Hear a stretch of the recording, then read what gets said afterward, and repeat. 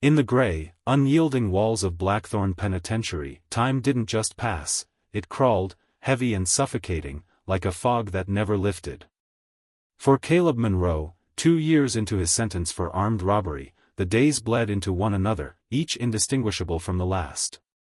The clanging of metal doors, the low hum of fluorescent lights, the sharp barks of guards, they formed a relentless rhythm that dulled the mind and numbed the soul.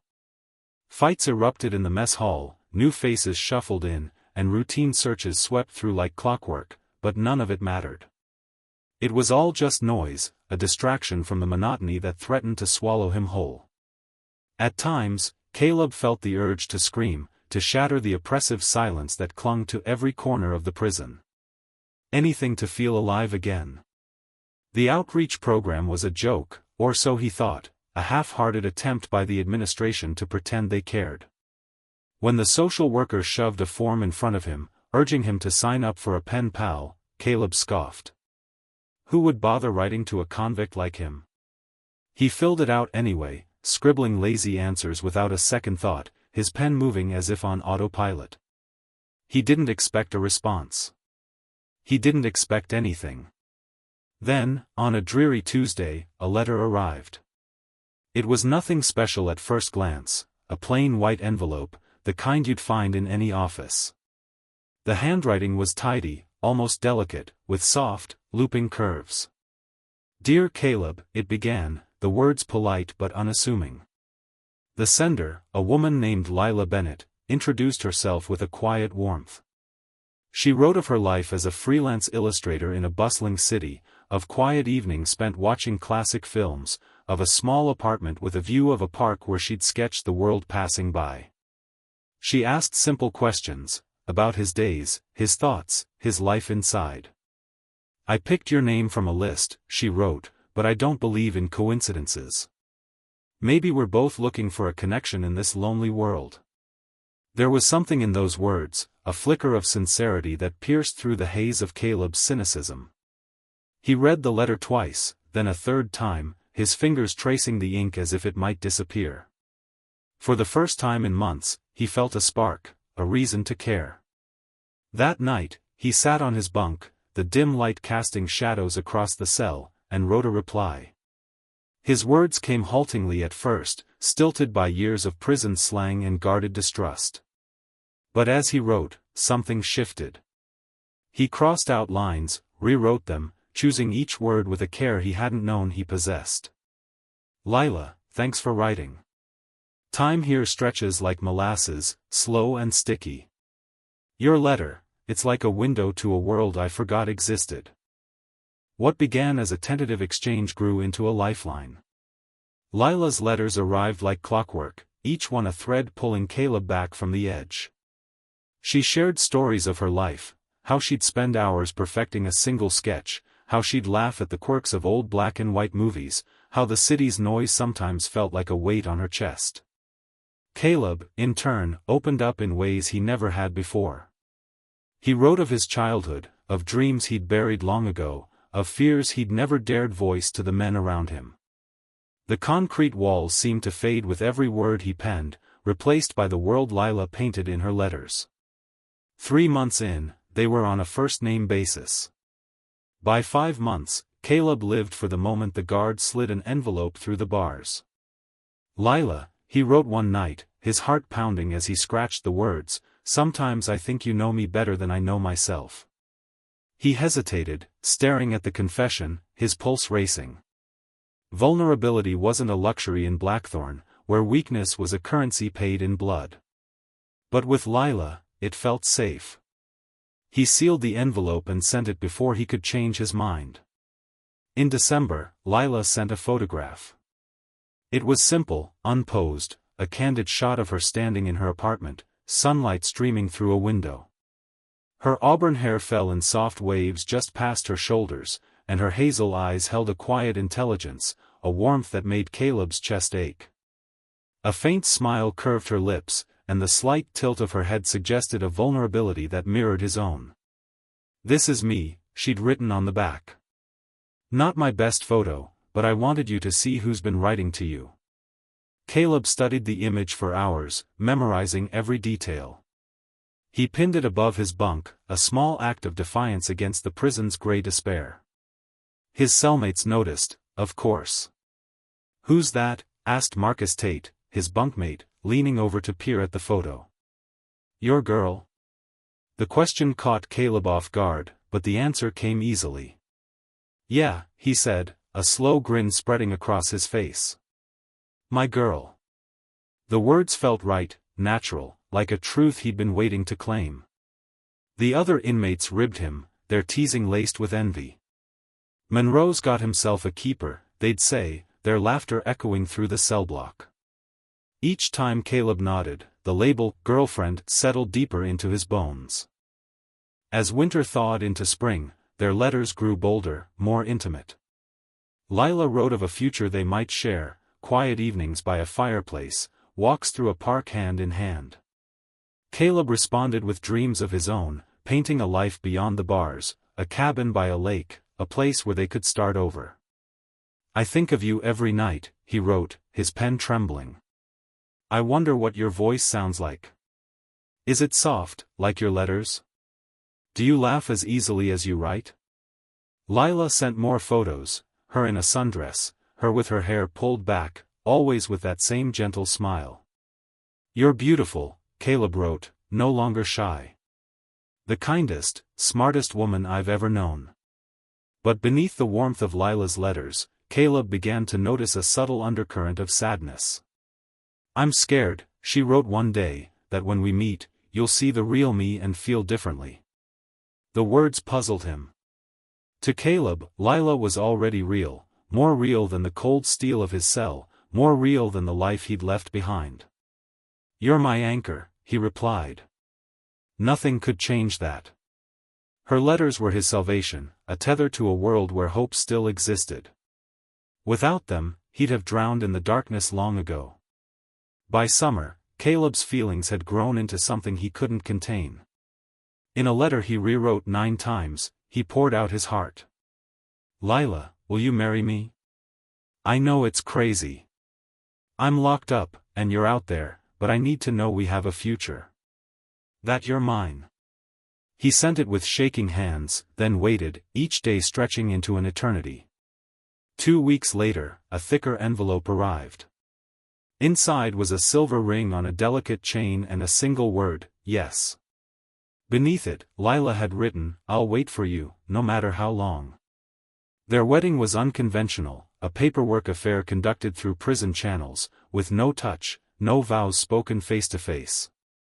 But to Caleb, it was sacred. Lila was his wife, and that truth burned brighter than the fluorescent lights above. Their letters grew even more intimate, filled with longing and promises. Caleb wrote openly of his desires, of the day he'd hold her, kiss her, make her his in every way. Lila's responses were tender but often steered away from the physical, focusing instead on their emotional bond. "I want our love to be more than just touch," she wrote. "I want it to be eternal." Then, a miracle. The prison's social worker, impressed by their devotion, offered a rare opportunity, a conjugal visit. Caleb's heart soared. After 17 months of letters, he'd finally see Lila, touch her, hear her voice. He wrote to her immediately, his excitement spilling onto the page. But Lila's response was hesitant. "I'm not sure I'm ready," she wrote. "I want to see you, but I'm scared." Her reluctance confused him. After everything they'd shared, why would she hesitate? He pleaded, pouring his heart into letter after letter, sketching their meeting, swearing his love was unshakable. Finally, she relented. "Okay," she wrote. "I'll come. The first Saturday in October. Just know I'm nervous." The weeks leading up to the visit were a fever dream. Caleb counted the seconds, rereading every letter Lila had sent, memorizing her words. He studied her photo until the edges frayed, imagining the moment he'd see her in the flesh. The night before, a final letter arrived.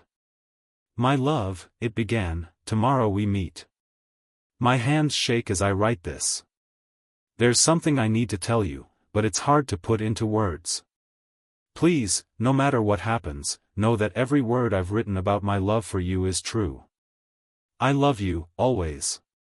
The cryptic tone unsettled him, but Caleb brushed it aside. Nothing could dim his anticipation. Tomorrow, he'd hold his wife. The morning of the visit dawned like no other. The usual clang of Blackthorn's doors felt distant, the wardens barked orders irrelevant. Caleb stood before the cracked mirror in his cell, smoothing his hair, his heart hammering. Marcus, lounging on the top bunk, grinned. Big day, huh? Ready to meet the missus? Caleb nodded, too wired to speak.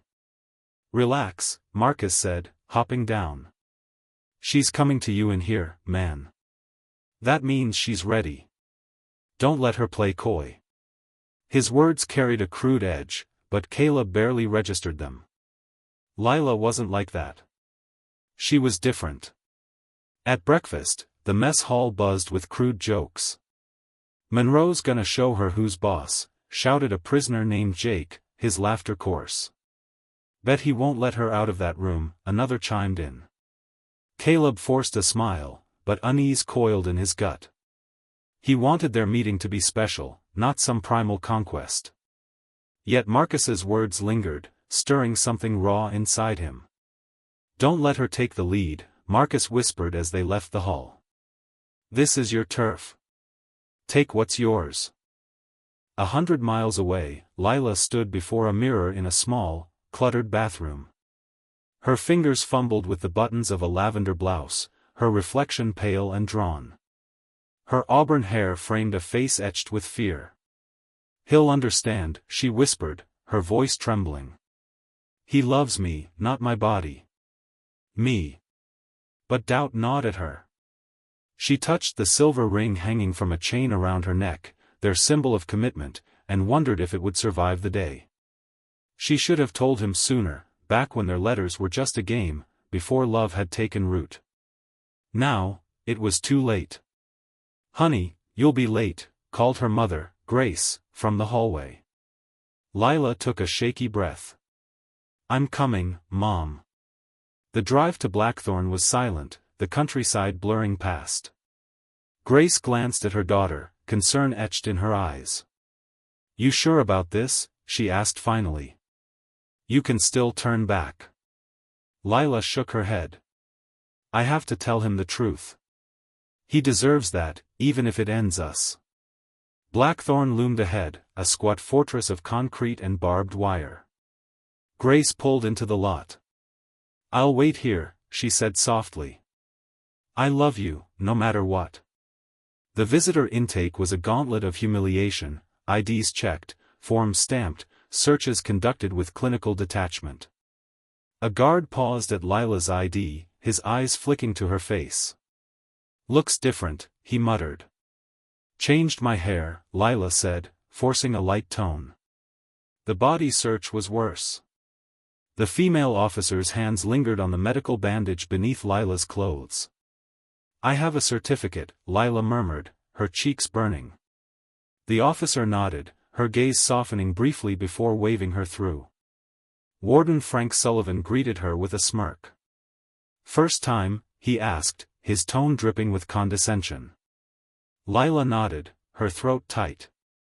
Intimate rooms down the hall. 2 hours. No cameras, so make yourself at home. His chuckle made her skin crawl.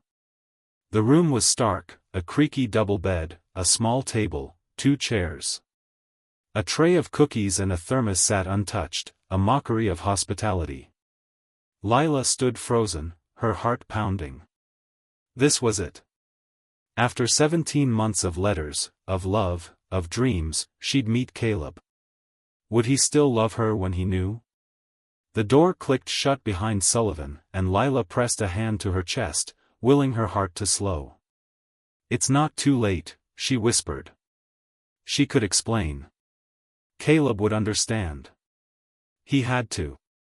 The lock clicked again, and the door swung open. There he was, Caleb, her husband, the man she'd bared her soul to through countless letters. He was taller than she'd imagined, his frame broad beneath the loose prison garb. His gray eyes, the ones she'd studied in photos, locked onto hers with a reverence that stole her breath. "Lila," he said, her name a vow. For a heartbeat, they stood still, the air thick with anticipation.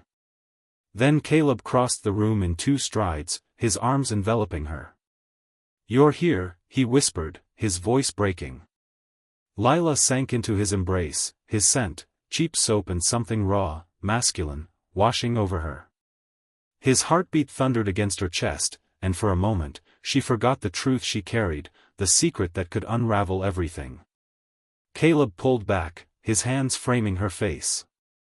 "You're more beautiful than I dreamed," he said, his eyes drinking her in. His lips brushed hers, tentative at first, then hungry, insistent. His hands roamed her back, pulling her closer, his touch igniting a fire she both craved and feared. "Caleb," she said, her voice a fragile thread, "we need to talk." He kissed her again, deeper, his hands sliding lower. "We don't have much time," he murmured, breathless. "Please," Lila said, stepping back, her voice trembling. "It's important." Caleb froze, his eyes clouded with desire and confusion. "What's wrong?" he asked, his voice rough. Lila took a deep breath, steeling herself. "There's something you don't know about me." His brow furrowed. "Whatever it is, I don't care. I love you." He reached for her, but she stepped back again, her heart pounding. "It matters," she said, her voice breaking. "I'm not who you think I am." Caleb's face darkened, irritation flaring. "You're my wife. What else is there?" Lila wrapped her arms around herself, as if to shield her heart. "I was born different," she said, barely audible. "I'm transgender, Caleb.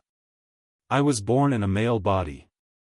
The silence that followed was a void, swallowing every sound, every hope. Caleb stared at her, his face a mask of disbelief.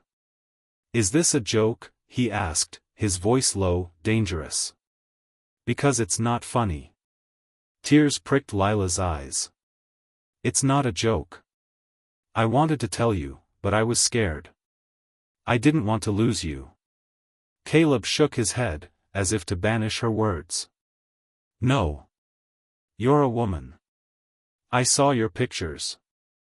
"I am a woman," Lila said, stepping toward him, her hand outstretched. "The same Lila who wrote to you, who loves you." He flinched from her touch, his eyes wide with horror. "You lied to me," he spat, the word a blade. Lila's heart shattered. "I never lied," she whispered.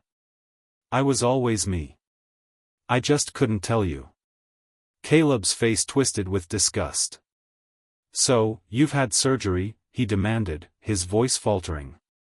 Lila nodded, tears spilling down her cheeks.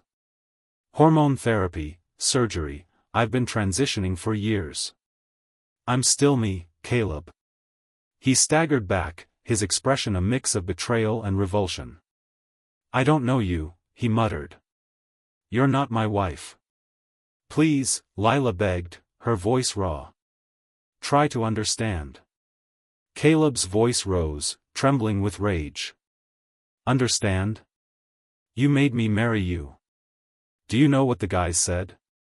They were jealous, Lila. Jealous of my beautiful wife. And now what? You're a man." His fist slammed the table, the cookies rattling. "You're a freak, and you've ruined me." Lila gasped, the words cutting deeper than any blade. "I know it's a shock," she said, her voice quaking. "But if we love each other, love?" Caleb roared, his eyes blazing. "I loved a woman. A real woman, not this." He gestured at her, his hand shaking. Lila stood her ground, her voice steady despite her tears. "I am a real woman. In my heart, my soul." Caleb's gaze flickered, a moment of doubt, then hardened. "Prove it," he demanded, stepping closer, his voice low and menacing. "Prove you're my wife." Lila's heart raced. "Not like this," she said, backing against the wall. "We need to talk, to understand." "No more talking," he snapped, grabbing her wrist with bruising force. "You came here. You're mine." "Caleb, stop!" Lila cried, struggling against him. He was stronger, his rage a tidal wave. He shoved her onto the bed, his weight pinning her down. "You made me believe in you," he growled, his hands tearing at her blouse. Lila fought back, her screams echoing in the small room. "Please, don't." For a fleeting moment, her voice, raw, desperate, reached him. He froze, his eyes meeting hers, her tear-streaked face a mirror of his own pain. "Lila," he whispered, his grip loosening. She seized the moment, her hand reaching up to touch his face. "Not like this," she pleaded. "If you love me, not like this." Something softened in his eyes, but it vanished as quickly as it came. "Love?" he spat. "You've been lying to me." His hand moved to her pants, fumbling with the zipper. Lila twisted beneath him, terror surging. "Caleb, no." His hand slipped beneath her waistband, and stopped. His face contorted with shock, then disgust. "It's true," he whispered, recoiling as if burned. Lila lay still, her body trembling, her eyes locked on his. The love they'd built, the dreams they'd shared, crumbled in that moment. Caleb staggered back, his voice a hiss. "Get out of my sight." Lila sat up, clutching her torn blouse, her voice barely audible. "Caleb, please. We can work through this." He shook his head, his eyes cold. "You broke everything."